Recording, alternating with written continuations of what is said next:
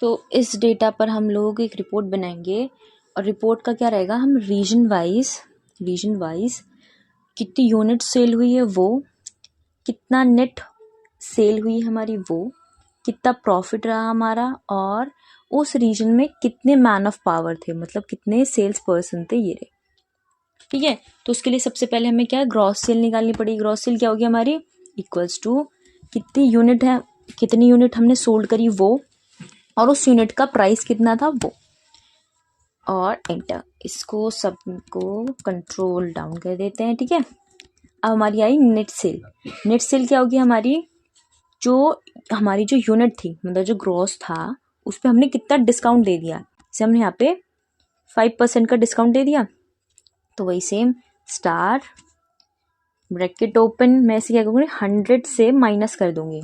क्यों, ताकि ये इसे 100 से माइनस करूंगी, 5 को तो 95 हो गया, तो हमारा डिस्काउंट के बाद 95% रह गया, तो वो उसी अकॉर्डिंग कैलकुलेशन कर लेगा। तो 100 माइनस डिस्काउंट ब्रैकेट बंद, और इसे क्या कर लेते हैं, परसेंटेज में कन्वर्ट कर लेते हैं। ये मैंने परसेंटेज लगा दिया और एंटर। कितना आ गया, 28.5। सेम इसको कॉपी करके सब में पेस्ट कर देते हैं। ठीक है, इन दोनों को पेस्ट स्पेशल कर लेते हैं। कॉपी किया, ऑल्ट एच वी कर दिया, हो गया। अब हमारा डेटा तैयार है, बस हमें अब इस पर रिपोर्ट बनानी है। तो हम रिपोर्ट कैसे बनाएंगे, अब ये तो बहुत सारा डेटा है, हम कैसे कैसे फॉर्मूला लगाएं। तो सबसे इजी तरीका है, इस पर हम पिवट बना देते हैं।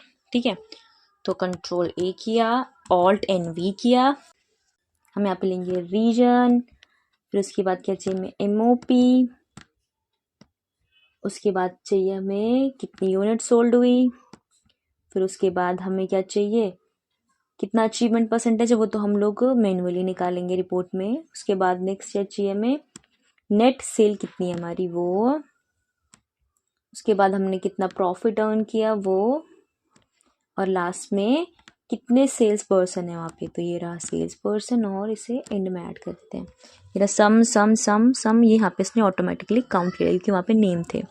तो हमें यही सीक्वेंस में चाहिए, तो बस इसे नाम दे देते हैं हम लोग, पिवट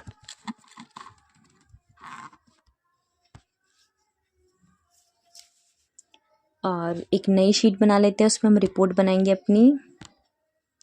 इसे नाम देते हैं रिपोर्ट। ठीक है, मैं पिवट टेबल पे इसलिए बना रही हूँ इस डेटा को, ताकि हमारा जो डेटा है वो डायनेमिक रहे।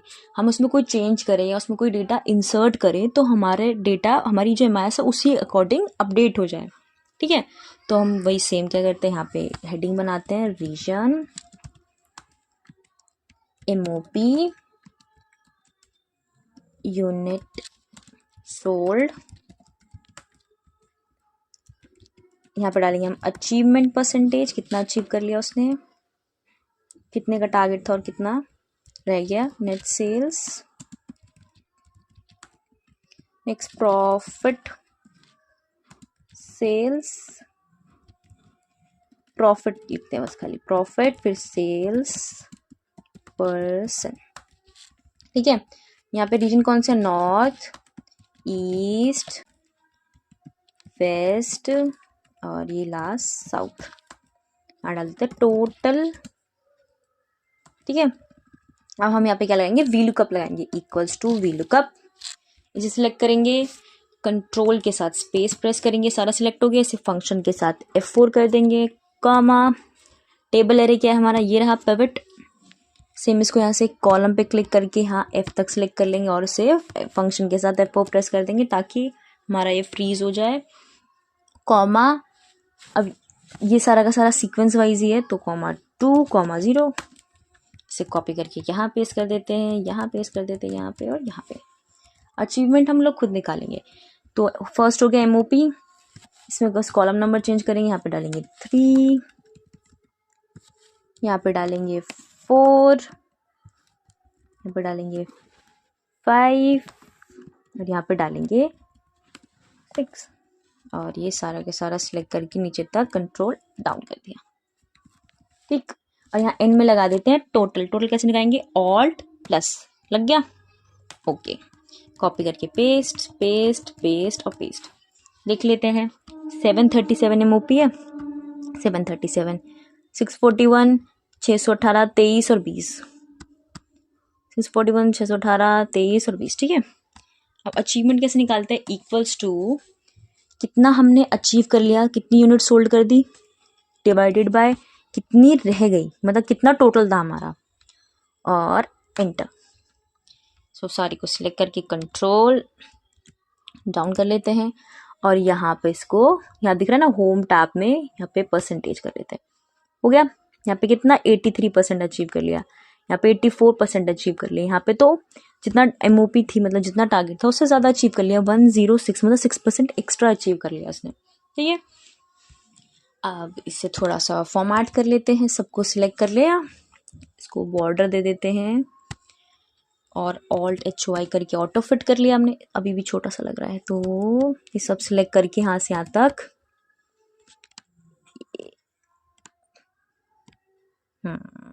थोड़ा सा और स्पेस दे देते हैं, हाँ बेटा, थोड़ा सा साइज बड़ा कर लेते हैं शीट का। ठीक है, अभी थोड़ा बेटर लग रहा है। अब इसको बोल्ड कर लेते हैं, हेडिंग को बोल्ड, सेम यहाँ इन्हें भी बोल्ड कर लेते हैं, और इन टोटल को भी बोल्ड कर लेते हैं। ठीक है, अब इनको कोई कलर देते हैं, यहाँ पे आके सिलेक्ट कर लेते हैं ये वाला कलर, और यहाँ पे दे देते हैं वाइट। ठीक है, वाइट हो गया। यहाँ पे कहते हैं अब इसे कोई ब्लू सा कलर दे देते हैं, लाइट ब्लू, डार्क ब्लू,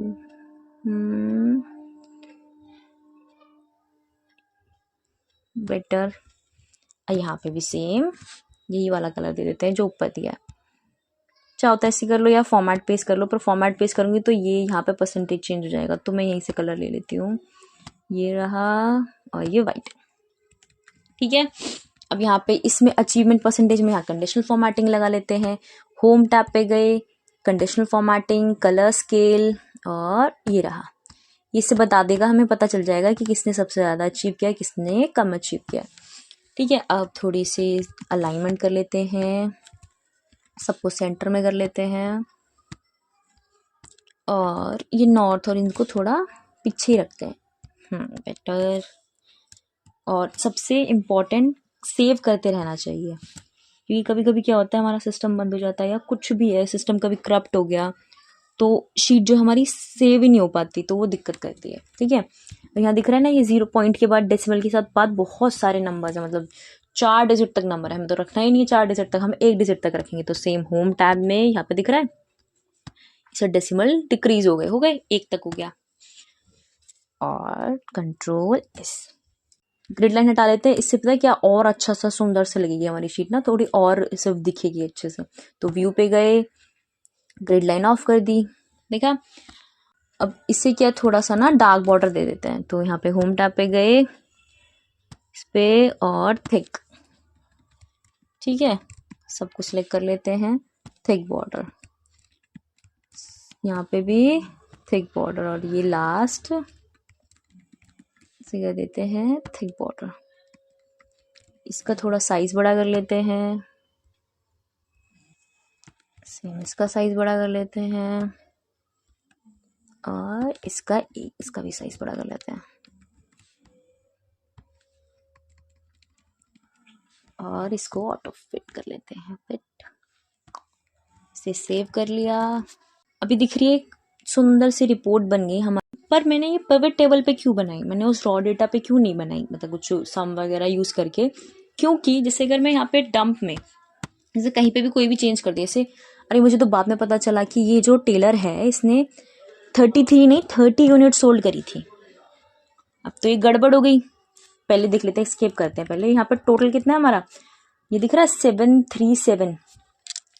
अब मैं टेलर का शिफ्ट कर लेती हूँ, 30 कर देती हूँ उसे, अब कितना टोटल कम हो गया होगा, कितना 734, पहले 7 था अब 34 हो गया।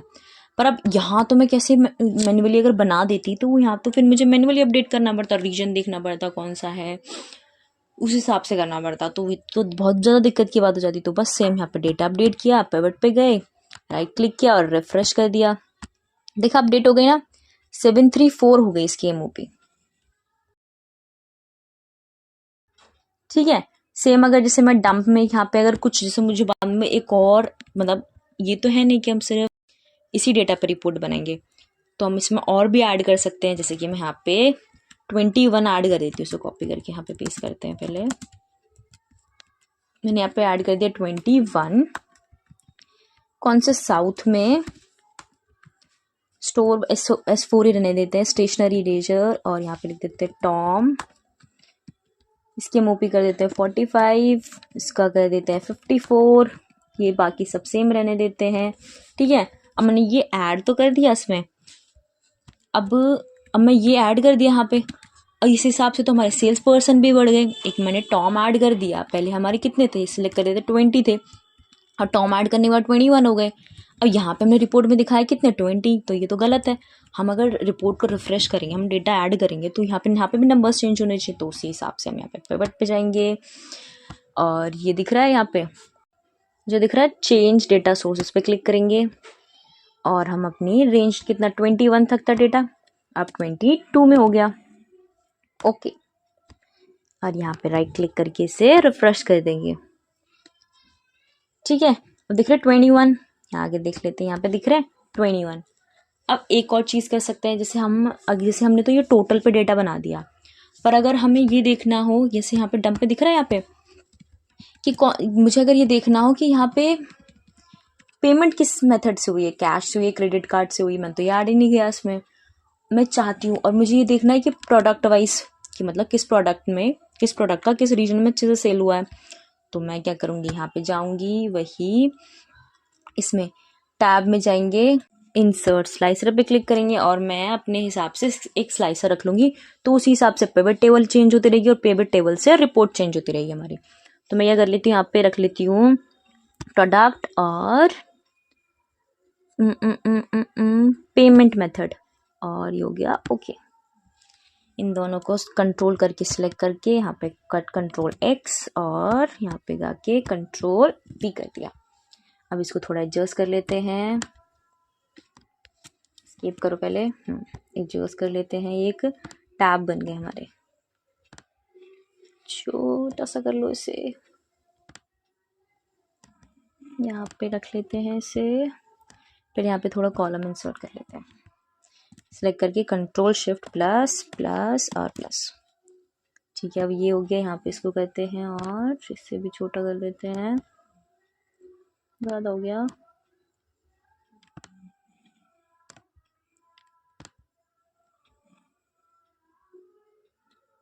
इसे साइड में ही रखते हैं, यहाँ पे ऊपर ये फिर खिचड़ी सी बन जाएगी, यहाँ पे फिर मुझे और इंसर्ट करना पड़ेगा, तो इसे साइड में ही रखते हैं यहाँ पे। इससे यहाँ से स्पेस हटाई देते हैं। ठीक है, और ये रहा, यहाँ पे इस कर देते हैं। अब देखो, अब मैं इरेजर पे क्लिक करूंगी, डेटा चेंज हो गया। ईस्ट में NA क्यों दिखा रहा है, क्योंकि यहाँ पे कोई सेल ही नहीं हुई होगी इरेजर की। नोटबुक, यहाँ पे वेस्ट में नहीं डेटा कोई सेल हुआ। नोटबुक में कितने कार्ड है, कितने लोगों ने कार्ड से पेमेंट किया, ये रहे कितने लोगों ने कार्ड से पेमेंट कर दिया। पर अब हम ये देख रहे हैं यार, यहाँ तो NA आ रहा है। अगर हमारा स्लाइसर चेंज हो रहा तो यहाँ NA भी तो नहीं आना चाहिए ना। अब ये डेटा में ऐसे NA आ गया, यहाँ पे टोटल पता ही नहीं चल रहा कि मतलब इससे 50 और 73 का टोटल हम तो मैन्युअली कर सकते हैं, पर ये अब तो बुरा लग रहा है, टोटल दिखना चाहिए ना। तो हम क्या करेंगे, यहाँ पे लगाएंगे इफ एरर। तो वही फंक्शन के साथ F2 किया, और शुरू में ऐड कर देंगे इफ एरर, और टैब किया, और लास्ट में डाल देंगे हम लोग एरर की फॉर्मूला में लास्ट में 0। ओके, कॉपी किया, कंट्रोल ये सारे में फॉर्मूला पेस्ट कर देंगे, ये आ गया 0। सेम ये सारा कॉपी करके पेस्ट कर देते हैं, पेस्ट और पेस्ट, और यहाँ पे कॉलम नंबर चेंज कर देते हैं सब में। 2 की जगह यहाँ 3,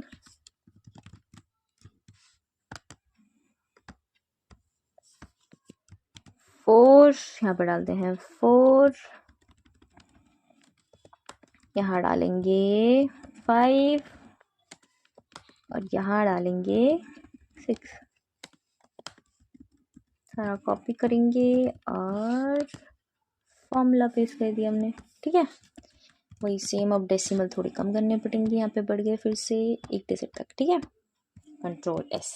अब दिख रहा है यहाँ पे, अब हमारा ओ यहाँ पे भी टोटल में ऐड कर दिया।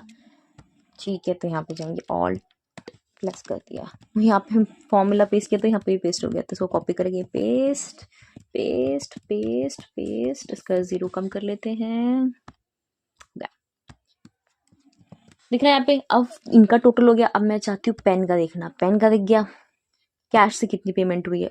पेन जिन लोगों ने खरीदा उन्होंने किसी ने कैश में पेमेंट करी ही नहीं, उन सब ने कार्ड में पेमेंट करी है, देख लिया। पेंसिल देख लेते हैं, पेंसिल इतनी जगह से लोगों ने कार्ड से पेमेंट किया है, कैश से कितने, इस रीजन में लोगों ने कैश से पेमेंट किया है। तो इस तरीके से एक डायनामिक सा और एक अच्छा सा रिपोर्ट बन गई। ये काफ़ी इंप्रेसिव रहेगी अगर हम एक रॉ डेटा पे ऐसे पिवट बना के। अब मैं क्या करूँगी, इन दोनों को हाइड कर दूंगी तो उन्हें पता ही नहीं चलेगा कि मेरा डेटा का सोर्स क्या है। हाइड कर दिया, अभी दिख रहा है। अब जब हम ये अपने मैनेजर को ये रिपोर्ट भेजेंगे तो ये तो बहुत ज़्यादा इंप्रेसिव हो जाएगा कि हमने उसमें साइड में स्लाइसर लगा के दिया है। ये डेटा किसी को भेजते हुए अच्छा भी लगेगा। तो होप सो आपको ये वीडियो अच्छी लगी होगी। अगर फिर भी कोई डाउट रहता है तो आप कमेंट सेक्शन में पूछ सकते हैं, मैं ज़रूर जवाब दूंगी, ठीक है।